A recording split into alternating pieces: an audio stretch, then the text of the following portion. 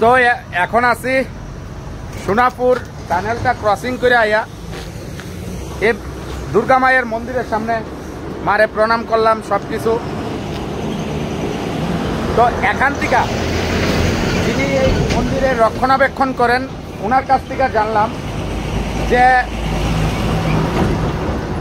এই জায়গাটার মধ্যে দেখো এই পাথরের নিচে মন্দিরটা বানানোর মেন উদ্দেশ্য কি। তো ওনার থেকে যতটুকু জানলাম প্রথম দেখায় দিই, এই রুটটা যেদিক দিয়ে গেছে তার পাশে হইছে ওই দেখো গভীর খাট আর ওই নদী।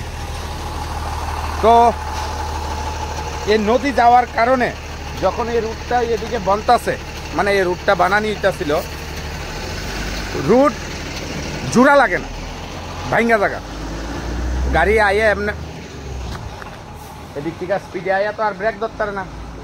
উনি যতটুকু কইছে যে রাস্তার জোড়া লাগে না, তো জোড়া না লাগলে এখান থেকে তো ভাঙ্গা তো জায়গা রাস্তা, গাড়ি স্পিডে আইয়া কি করে পড়া যাইতো গা নিচে।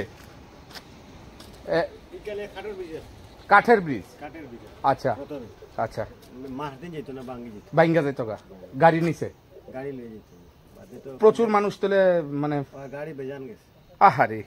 তারপর ওই কন্ট্রাক্টরে মা স্বপ্নে দেখাইছে, দুর্গা মা স্বপ্নে দেখাইছে যে আমার একটা মন্দির বানায় দাও, এখানে আমারে ওইখানে পূজিত করো, বাস বিন্দাস থাকবো রাস্তা। বাস আজকের তারিখে এই মন্দিরটা যখনই আমরা এদিকে যাই, গুয়াহাটি যাই, গুয়াহাটির থেকে আগরতলা যাই, এই মায়ের মন্দিরে দাঁড়ায় যাই। তো চলো মারে একটু দেখালো তোমরা। এ হইছে সেই দুর্গা মা।